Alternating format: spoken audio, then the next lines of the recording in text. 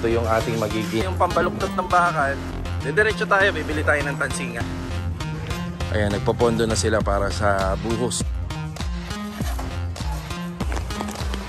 Dilim ng kalangitan eh, pero parang saglit lang to.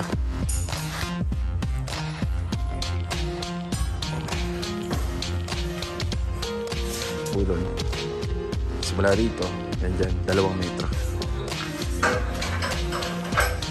Walang... Pahinaan mo na, pahinaan. Na tayo ng mga vertical dowel para dun sa... Ito may naka-prepare na. Ayan, bali mga karosa, good morning, good morning. Bali, ano ngayon, Sabado. Ayan, payroll tayo.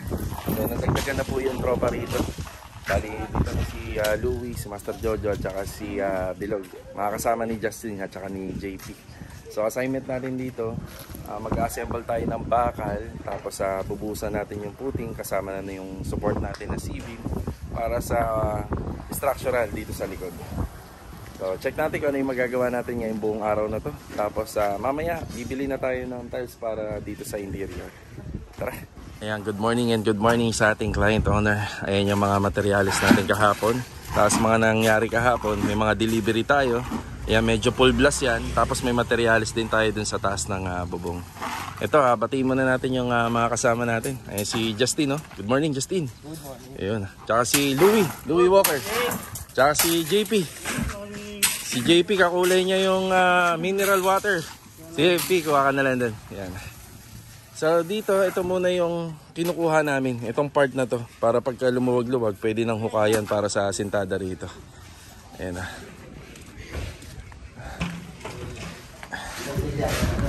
Ayan, good morning rin kay Master Jojo. Tsaka kay Bilog, good morning. Good morning, good morning. Good morning, good morning. So ito, gravel bedding na. After nung excavation, so pinapondohan na po ng graba yung buong area na kung saan meron tayong mga hinukay. Yan. Yan, nililipat lang yung ibang part ng semento at saka adhesive para medyo lumuwag dito. Ito yung ating magiging mixing area. Yung haluan, yan dyan na po yun. Meron na akong kukunin. Nakalimutan natin yung pambed ng bakal namin, yung DIY na pambed ng bakal. Yan, para dire-diretso na to. So, kompleto naman tayo. Nandiyan yung cut-off, nasa labas, pamutol ng bakal. Yan, may alambre tayo rito, kabelya. Ang gagamitin namin na kabelya rito, yung steel deform bar, 12mm at saka 10mm combination. Yan. Yan o. Dire-diretso na to. Putol. Tapos may taga-bend ng bakal. Tapos yung mag-asikaso rito. Tsaka yung hollow ron. Nandito na yung ating hollow blocks din. Alright.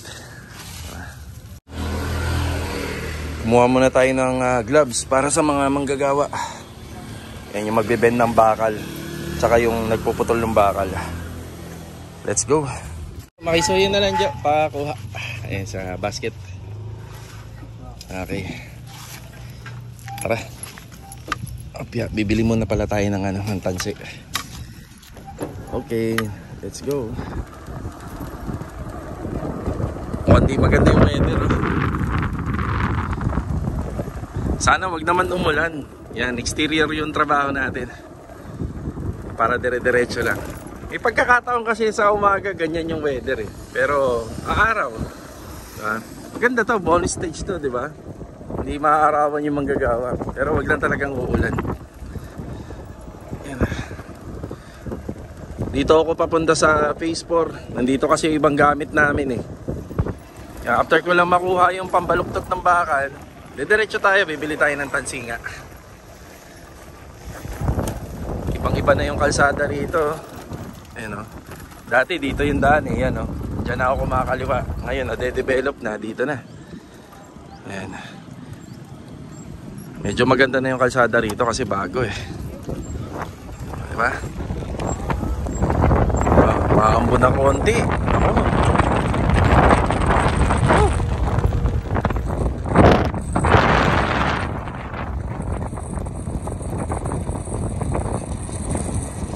Dito na tayo sa phase 4. Basang-basa tayo.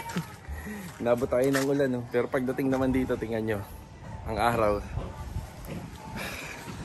Ayan yung kinuha natin, yung pambuluktot lang ng bakal. Tapos sa piko. Tara. Okay, dumaan naman tayo rito sa malapit na hardware. Yan, bumili na tayong tansi. Tayo sa tansya mo, ilang metro po to? Ano yan, boss? Nasa 10. Oo, mahaba yan. Mahaba yan eh, no? Oo, hindi ko na yan yan. Oo. Kasi may kalahati kasi. Yung Oo. buo na siya. Ito, mahaba na to. Oo, mahaba na siya. Sige, te. Salamat po. Thank you. Okay, dito na ulit tayo. Hindi pa umuulan dito. Baka dito naman uulan ngayon. Dito naman tayo aabutan. Ayan, bali yung lupa rito. Pinapantay pa, pinapatag pa. Tsaka yung ibang sukat ng hukay. Tansi. Kailangan natin to dito. Kumuha na rin ako ng ekstrang piko doon. Yan yung piko. Ayan, nagpapondo na sila para sa buhos. Kasi yung ibang kasama naman natin nagpoporma na po nung mga bakal. Yan, mas magiging ngayon yung trabaho. Mas bibigat ng konti. Kasi ito, nadagdagan na tayo. Kaya bibilis na yung trabaho. At the same time, dire-diretso pa. So natapos naman na yung mga preparasyon. Yan, ito na lang. Yan yung lagay ng panahon natin.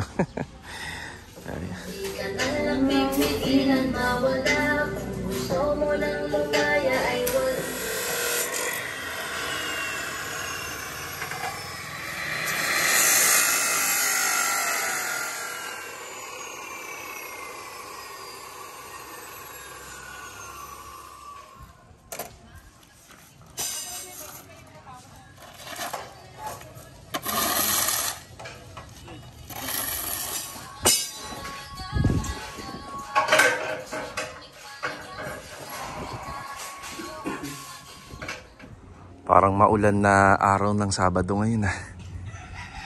Ayan o, mukhang bubuhos na naman to. Ayan na nga, bumagsak na yung ulan. Ayan. Ayan, sumilong muna yung buong tropa. Ito kalaban talaga natin sa paggawa ng extension. Yan, pagka umulan, tsaka pag-install po ng trusses at tsaka ng bubong. Basta pag umulan, ganyan. Apektado gawa talaga. Ayan. Lalakas pa yan. Dilim ng kalangitan pero parang saglit lang to. Yan, maliwanag naman dun Ayan, malakas na po.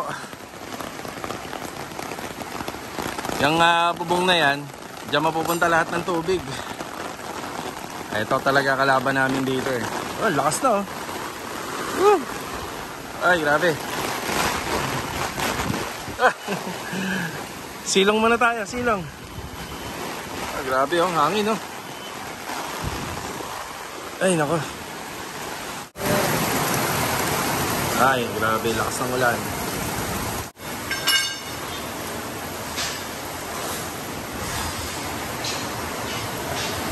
Dito tinutuloy ni Bilog yung pagbend ng bakal, Bakanting unit.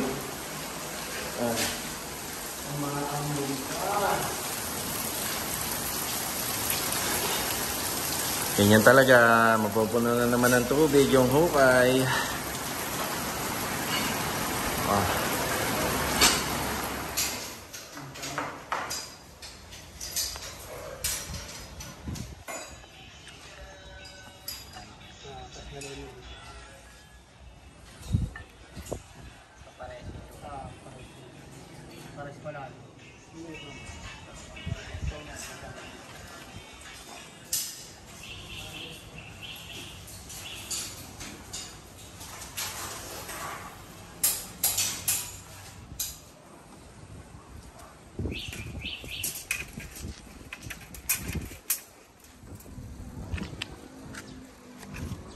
Kaya limaan yung babae kanya. Ayun po. Babayin mo lang.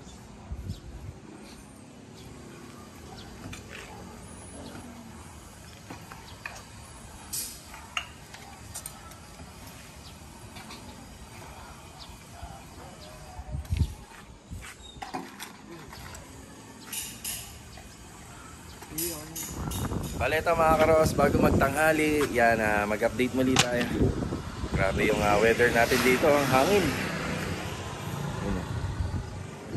Tapos mukhang uulan na naman po yata mamaya.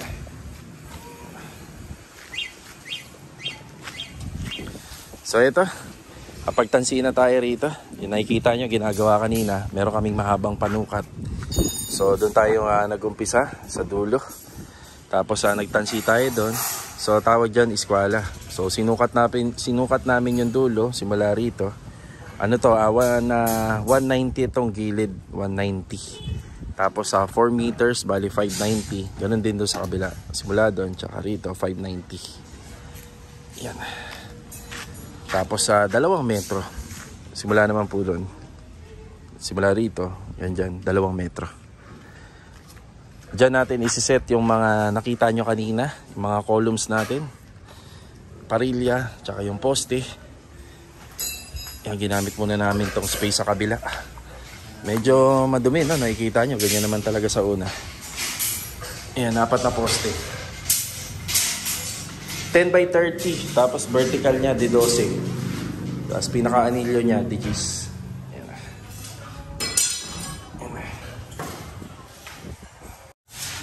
Tapos dito sa loob, naka-ready na rin po yung ating pang buhos. Yan, mamaya.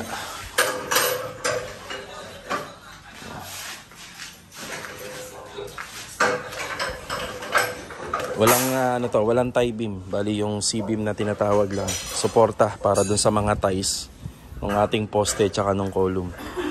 Tapos doon na rin natin ipapakain yung ating mga vertical na dowel. Abang yun sa hollow blocks. Sa wall footing. Ayun kanina. Tansi. So yan lamang po muna, no? Mag-break time na rin. Panigurado, uulan to, kaya abutan natin to. Basa na naman.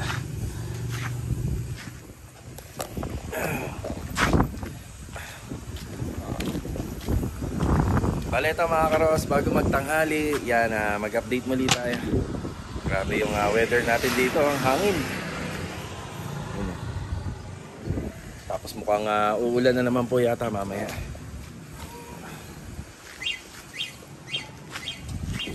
So ito, kapag tansiin na tayo rito, yung nakikita nyo, ginagawa kanina, meron kaming mahabang panukat. So doon tayo nag-umpisa sa dulo. Tapos nagtansi tayo doon. So tawag dyan iskwala. So sinukat namin yung dulo, simula rito. Ano to, 190 itong gilid, 190. Tapos 4 meters, bali 590. Ganun din doon sa kabila. Simula doon, tsaka rito, 590. Yan. Tapos 2 metro. Simula naman po doon. Simula rito, yan dyan, 2 metro. Diyan natin isiset yung mga nakita nyo kanina, yung mga columns natin. Parilya, tsaka yung poste. Yan, ginamit muna namin tong space sa kabila. Medyo madumi, no? Nakikita nyo, ganyan naman talaga sa una. Yan, 4 na poste. 10 by 30, tapos vertical niya, di 12. Tapos pinaka-anilyo niya, di 10.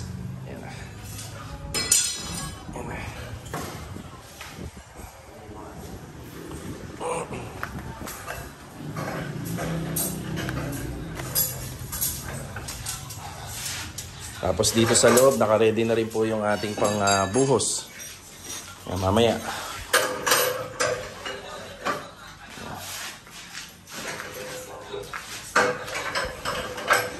Walang tie beam. Bali yung C-beam na tinatawag lang. Suporta para dun sa mga ties ng ating poste tsaka ng column. Tapos doon na rin natin ipapakain yung ating mga vertical na dowel. Abang yun sa hollow blocks. Sa wall footing. Ayun kanina. Tansi. So yan lamang po muna, no? Mag-break time na rin. Panigurado, uulan to, kaya abutan natin to. Basa na naman.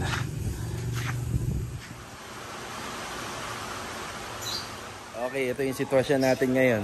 Maulan. Ang ingay nila rito, maingay.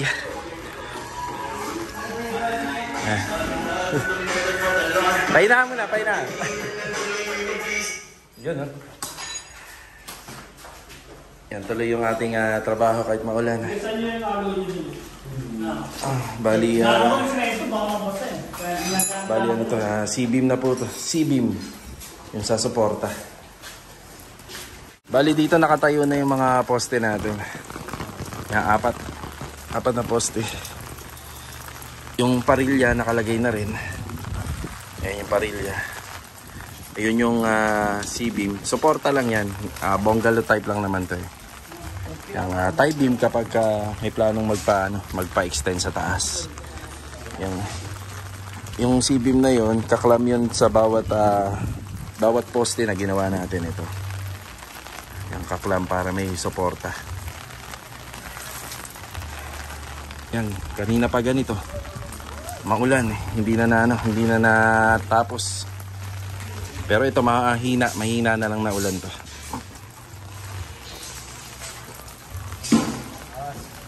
Yun lang, wag lang talagang lalakas.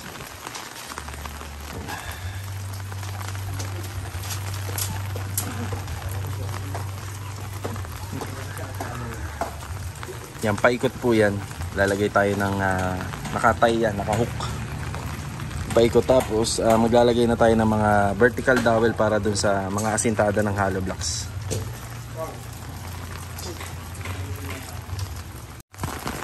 Ayan, bali dito 10mm na lang po yan. Yung mga nakadowel na yan, yung nilalagay ni Master Jojo. Tapos yan, nakita nyo may bend yan. Ikaklam yan dun sa ginawa natin na C-beam.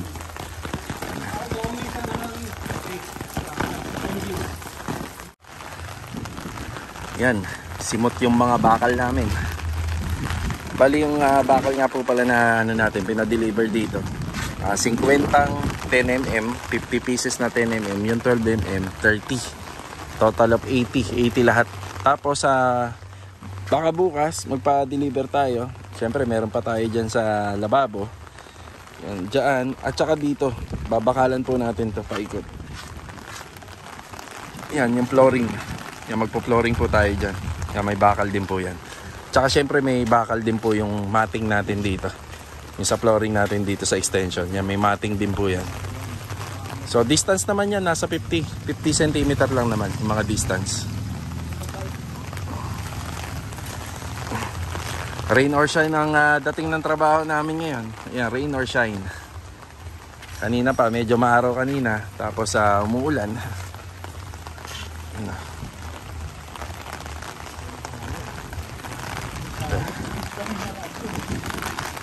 Alambre yun. Yung mga nakikita yung mga nakapa-cross brace dito sa poste, magagamit pa po namin yan. Suporta lang yan para yung mga poste namin tuwid. Ayun, nakita nyo dito, tingnan nyo sa camera. Yan, tuwid na tuwid yan, kahit dun sa dulo. Yan, mga tuwid po yan. Magagamit din namin yan. Yan na lang yung ginagamit namin. Pero pinakamainam na mga ginagamit dito, yung mga coconut lumbers. Yun yung ginagawang pinaka-butterboard, no? Pero para maka-menos, hindi tayo matakaw sa mga materyales na kahoy. So ito na lang. Kabelya. Tapos yung ginamit din namin pang butterboard dito, yung kabelya din. Yun. Yan, magagamit din namin yan, yung mga kabelya na yan, pati rito. Ito nga lang, bantayin to. Kasi may pagkakataon na gumalaw yan. Kung butterboard natin dito, kahoy, yun okay yun. Kaso nga lang, minsan sa pag-i-spacing kasi sa butterboard, kailangan ng pwesto. Kailangan may mga setback paikot. O yun, si Bilog nakaubad na. Tuloy yung nito, tuloy yung buhos nito. Sa column at saka wall footing lang naman. Yan, tuloy yung buhos niyan. Para sa bukas, asintadahan na po ito. Ito, may nakaprepare na halo na tayo rito. Ayan. Mabuhusan lang yung paikot pati yung sa poste, yung pinaka-column.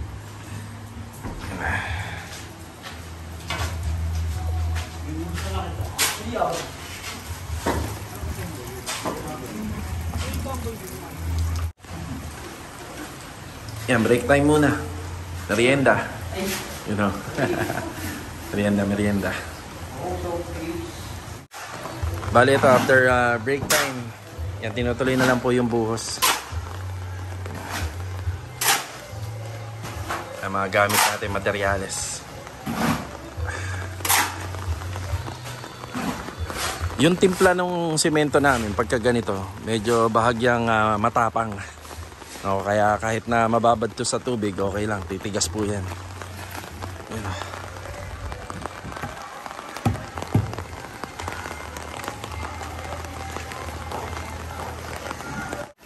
Bale, ito mga karos, yan lang po muna yung update ngayong araw po ng Sabado. So, kita-kita na lang po sa susunod na video. God bless. Ingat po palagi.